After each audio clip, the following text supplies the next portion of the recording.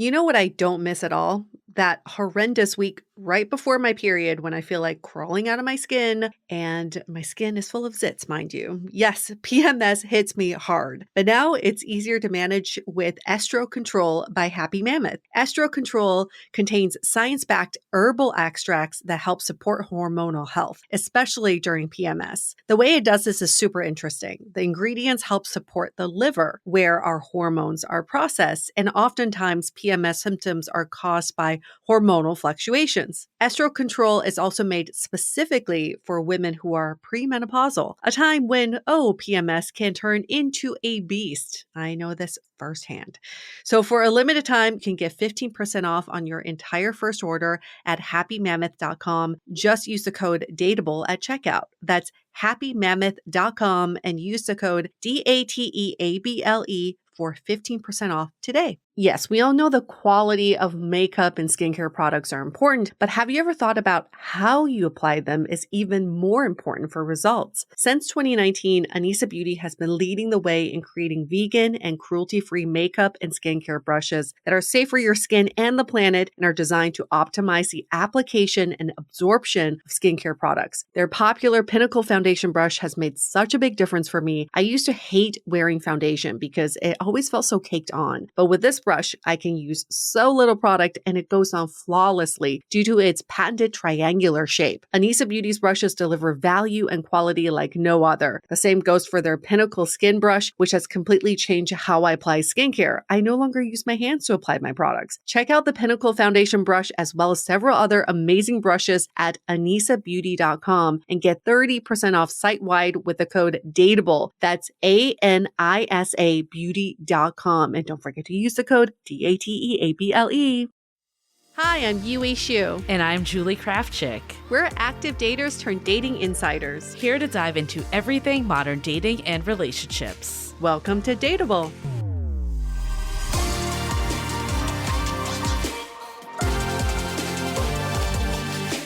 Hello, friends. Welcome to another episode. Actually, the last episode of Brunch Talk for this year, for 2024. Oh my goodness. I can't believe we're hitting the end of 2024. What a year it's been. It's the end of this year. 2025 is just right around the corner. It does feel like a grand finale of sorts. I'm excited for 2025. I'm excited for all the newness that's coming. Yeah. With our book is launching in January. We got an exciting start of the year, that's for sure. Yeah. Our book is right around the corner. If you haven't pre-ordered yet, now's the time because it's going to hit you so hard. And if you pre-ordered, it gets delivered to you on the day it comes out. Yeah. And we have been just behind the scenes, I guess. We've been doing a lot of podcast interviews that will all be airing when the book comes out. And just the response we've been getting from people like, you know, I guess in the industry, I don't know if that's the right term, but like fellow hosts and stuff in the dating space. It's been so nice to hear like that they're like, this book is going to help so many people. It's such a must read. I mean, we feel so strongly about it, but it's always reaffirming to hear others say it too. Mm-hmm. And we're just excited to get this into people's hands and start seeing people date differently and not be in this constant state of just, I know, modern dating is the worst. We're trying to move forward and get out of that. So don't stay in that state. Come into this new world with us. And that is one of my New Year's resolutions for 2025 is to reframe everything that I think is the norm. It's to question the norm. It's to not accept everything the first time hearing it. It's to question everything and to be more curious about why is this the norm and does it have to be? Yeah. I like that a lot. I think my New Year's resolution is kind of related, but a little different. It's like reframing what's happening into more of a positive light. Mm-hmm. I think the tactical New Year's resolution is to uninstall and get rid of my X account because that place is toxic as fuck. I can't believe you're still on it though. It's like so toxic, but it's like addicting. I get sucked into it. And it's so bad because it literally feels like the sky is falling when you go on there. Everything is so negative. Ugh. And I just need to reframe a lot of that stuff because I think that seeps in to other parts of life. And, you know, in general, like I think running a business, like that's been hard. Mhm. And I need to reframe like the peaks and valleys a bit more as just part of the process. Kind of like when you're dating, right? There's got to be some times that aren't always the best. It's a little negative and you can go there if you want to and really get into it, like how bad things are. But what does it actually do for you? It doesn't really help in any way. Mhm. And to like, I know for me, a game changer was just like having that faith that like it was all going to work out. And I want to apply that to like other parts of life as well. So that's my resolution. Well, that's inspiring to hear. I mean, just like with everything that we complain about, we also got to zoom out and recognize what a privilege it is Totally. to be in the position we're in, like dating. 100%. What a privilege it is to get to choose our partner. Yeah. To get to say who we want in our life and who we don't want in our life. That's a privilege in itself. So anything we complain about, anything we feel like, why is this so hard? How can it be better? I think the new year is the best time to just pause, zoom out and say, okay, I'm very grateful to be in this privileged position in the first place. 100%. And another area that we always complain about, but again, I really believe is a big privilege, are dating apps, right? Like Mhm. I look at a dating app and I would never have met my partner of over 3 years any other way. Yeah. And like it's a privilege that we were able to connect and meet in a world where we might not have. That's crazy when you think about it that way. Yes. I want to talk about Dating Sunday, which is the first Sunday Uh-huh. after the new year, since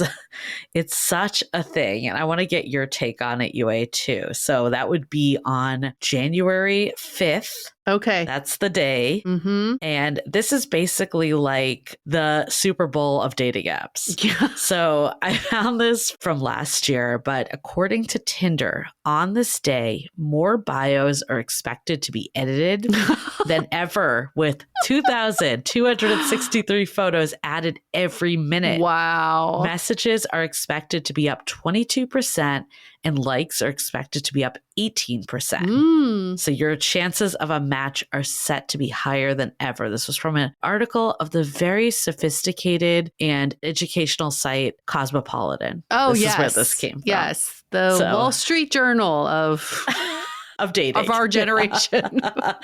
But this was also from 2024. So, you know, this could be a little different, but the reasons that this article cited is, you know, people are making their dating resolutions. So it's the time to put it all into action, and maybe just resolutions in general around like, this is my year. I want to do it. There was just like the new year, fresh start, all of that. And then another thought they had of why it's so popular is that January just kind of sucks. Yes. That was the exact language they used. Oh, don't I know it? My birthday's in January, and every year I'm like, oh God, it's the worst time. It's like the worst weather wherever you are, even in LA. It's like cold and rainy, and everyone's like back at work and they don't want to be back at work. January is a horrible time. So we need some entertainment, some good distractions, some positivity. I can see why dating apps would be the place to be. Yeah. So anyways, what are your thoughts on, I guess, the reasons, but also just dating Sunday as a whole? It's just like New Year's resolutions. People get very motivated and they're like, this is the year.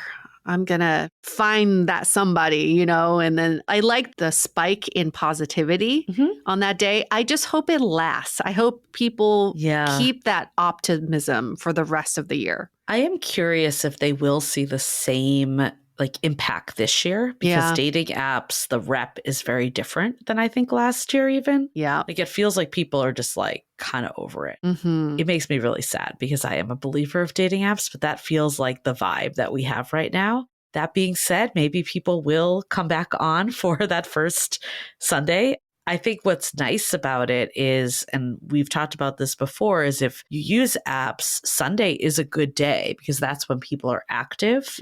And the whole point, in my opinion, is not to be like in this messaging black hole, but to like have the conversations fairly quick and then get off the app. And if you can do it in a day where there's people are dedicated, there's focus, people are wanting to spend time, I think you have more potential for these conversations to go somewhere. But that being said, you have to also lead it that way. So I would say if you are using it this day, try to interact with people and then get the conversation to text and then eventually in person. That's such a good point.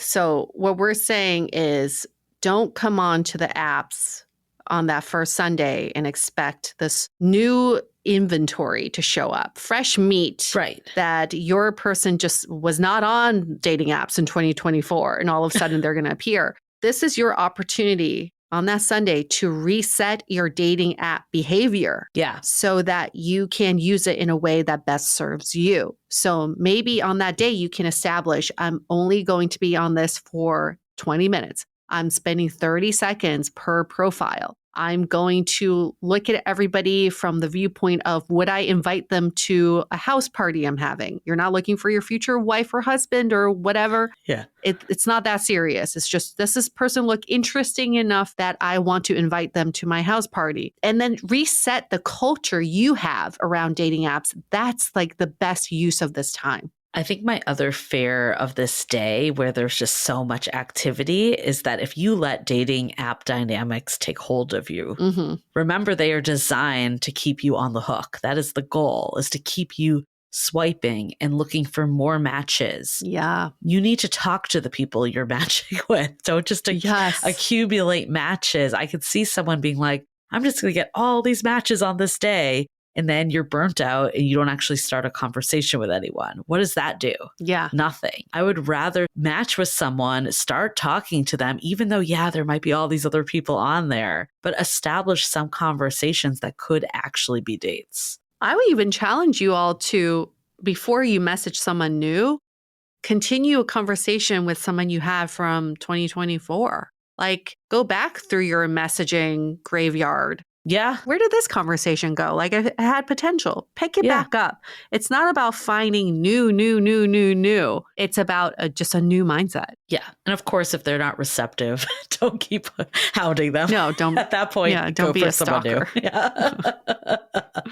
Okay. Well, I'm glad that we were able to chat about that. Hopefully people can take advantage, but also not put too much stake in it too. Yeah. We're going to do some rapid fire of New Year's questions. But before we do, let's take a break to hear from our sponsors. Cuffing season, or as we like to call fluffing season, is here. Want to add some holiday cheer into the bedroom? Spice up your life with the natural power of cannabis with Via. Via has developed a unique blend of pleasure-enhancing cannabinoids, libido-strengthening herbs, and a medium dose of THC all into one mind-blowing gummy called High Love. And they just dropped their High Love bundle, which includes a pack of gummies and a vape, so you can unlock the full experience at a reasonable price. I am all about these gummies that make me feel oh so good. I tell you, it's the real deal. And if THC isn't for you, you can still take advantage of their CBD line with products designed for sleep, focus, and energy that will keep you glowing all year long. So if you're 21 or older, head to viahemp.com and use the code DATEABLE to receive 15% off. That's VIIAHEMP.com and use the code DATEABLE at checkout. Please support our show and tell them we sent you. Take your passion and pleasure to a whole new level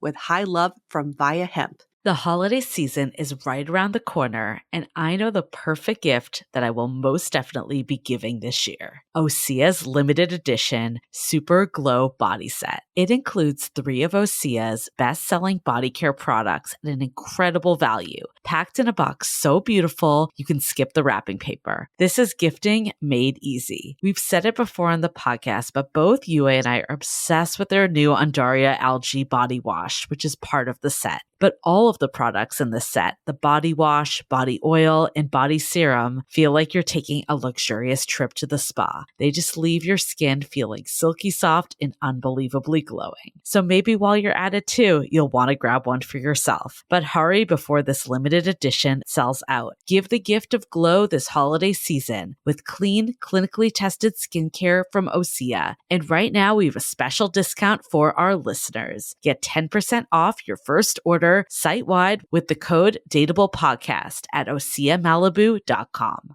Let me guess, you have a life and job that you love, but the one thing missing? is love itself. If you want to take your dating journey seriously this year, we highly recommend checking out Dating Intentionally wherever you get your podcasts. Dating Intentionally is hosted by Talia Karen, who's on a mission to make dating fun and help you date with confidence. Talia pulls from her own experience going on 180 dates with over 60 people in just 10 months, which ultimately led to her getting married. She's also joined by therapists, coaches, experts, and authors like us. We had a great conversation with Talia on her show all about dating skills you need to find the relationship you want. That's episode 78. If you're looking for practical, no-nonsense advice that you can apply to your dating life today, you can listen to Dating Intentionally on Tuesdays and Fridays on Apple, Spotify, YouTube, or anywhere else you get your podcasts. Okay, we are back. We have 5 questions we're going to run through.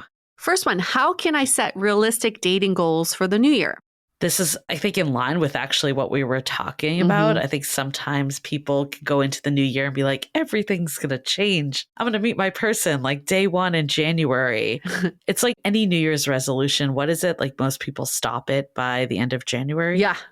We also need to temper our expectations. I would say it's a marathon, not a sprint. So yes. I don't know if it needs to be realistic that I'm going to like meet all these people, but I would say, how do we reframe realistic dating goals to something you can control? Yeah. Like maybe it's changing what those goals are to something like, I will show up as my authentic self on every date, or I will put in the effort and reach out to someone and ask for clarity if I'm unsure about a situation instead of expecting them to be a mind reader. I will initiate a text and not wait for someone and play the games of dating that don't really serve me. Like I would say looking at those would be really good ways to frame dating goals instead of like, I'm going to have 20 dates by the end of January. Yeah, I think it's like a personal dating manifesto. Why don't you write out the 10 things that you are going to be true to that shows that you have integrity in dating? So it could be all of those that Julie just listed off. Those were really good. You might want to rewind and copy those.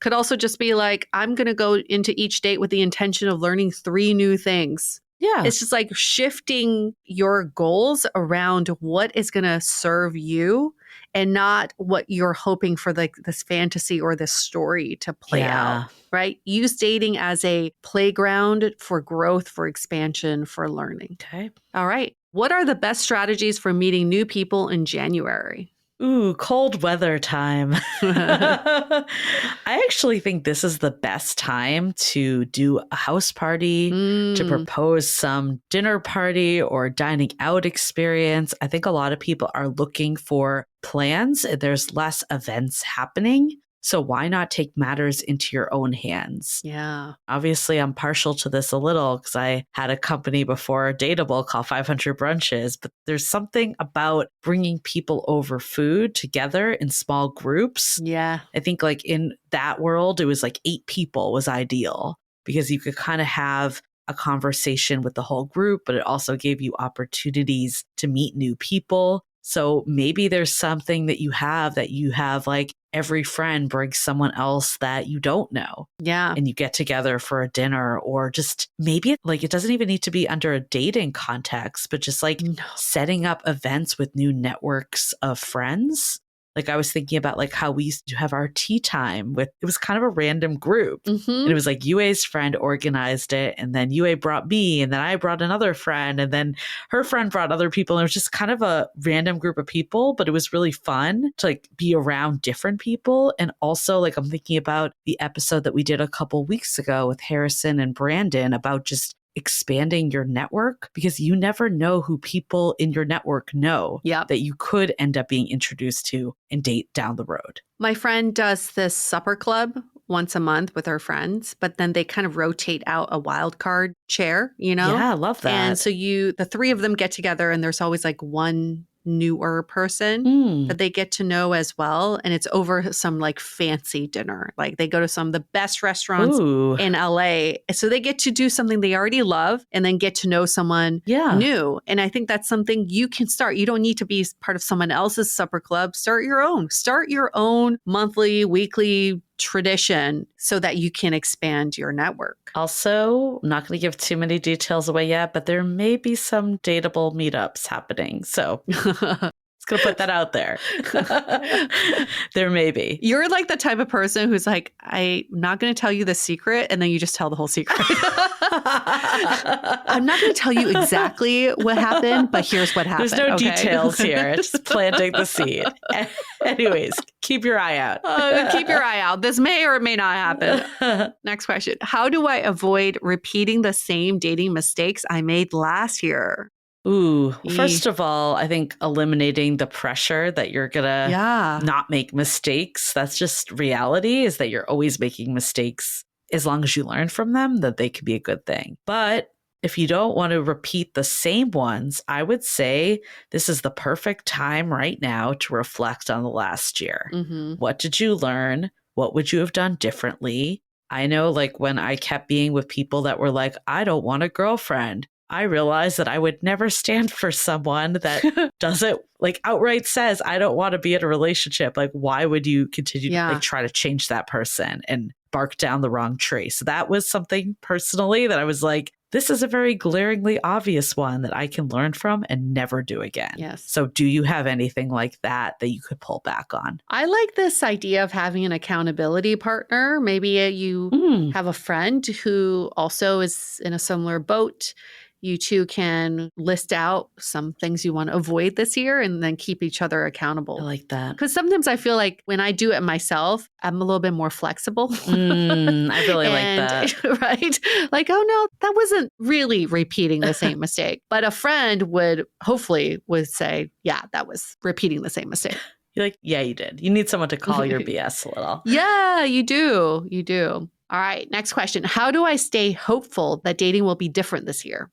First things first, there is a very magical book that will be available on January 28th. Yes. That will make you hopeful about dating. It's called How to Be Dateable, if you didn't gather. So there is hope. Oh, but so good. I mean, ultimately, it's the mindset that you bring to dating. Mm-hmm. But how can you frame like dating as something that you look forward to? Maybe that's a better way to frame it, of like looking at what you can be grateful for in dating is a way to stay hopeful, because it reshifts to the positives of who you get to meet, what you get to do, instead of looking at all the negatives. Like I was saying up top about my New Year's resolution, if you start to go into that hole of everything is broken, everything isn't working, all of that, and you change that outcome, that's how you change to being hopeful. We obviously go a lot deeper in our book, but I really do think you absolutely will leave feeling hopeful if you read it. Yeah.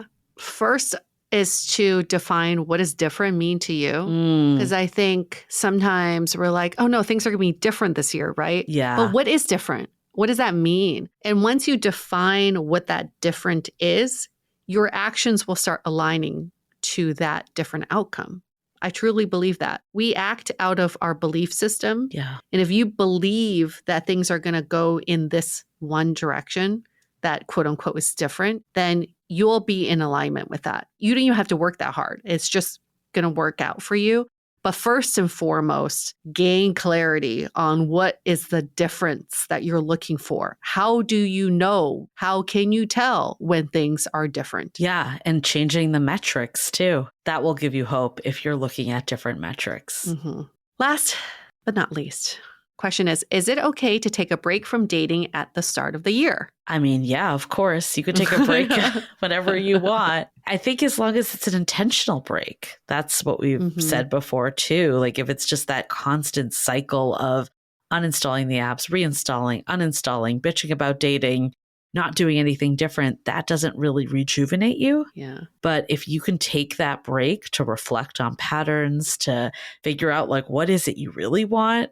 Again, I'll plug our book, but I think it's a great time to read the book if you're on a dating break, because it will give you that, sense of hope and feeling that like you don't have to approach things the same way that you were before. I'm all for taking breaks. I attribute a lot of my growth to when I took breaks in dating. as long as you're using it to propel yourself forward. Yeah, what's fascinating is I have encountered a lot of people who are constantly pushing back the milestone of dating. Like, I'm too busy with work right now. Once work settles down, I'll start dating. Or I'm just so stressed right now. I haven't been working out. So once I start working out, I'll start dating again. Yeah. And I would challenge back and say, in a relationship, would you say, I'll hang out with my partner when my work is less busy, or when I start working out again, I will show affection to my partner? Right. There's no like pausing in a relationship. So I think instead of thinking like you need to pause because you're not ready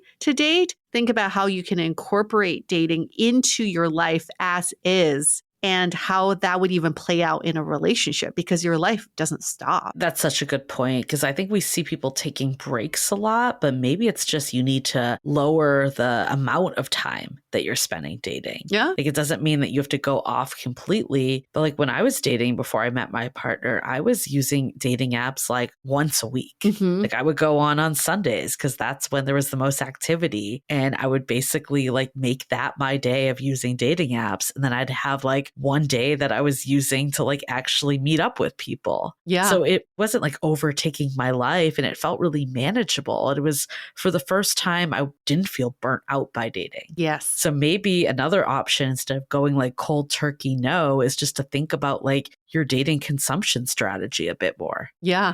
But this is all to show you that the new year does not mean anything drastic is going to happen. Let's just be realistic about that. Yeah. But you can have a shift in how you want to play out your love life, and you can take the control back. So if you're ready for that, that's really the only resolution you need this year, is to take back the control. Awesome. What a great year wrap up. Last brunch talk of the year.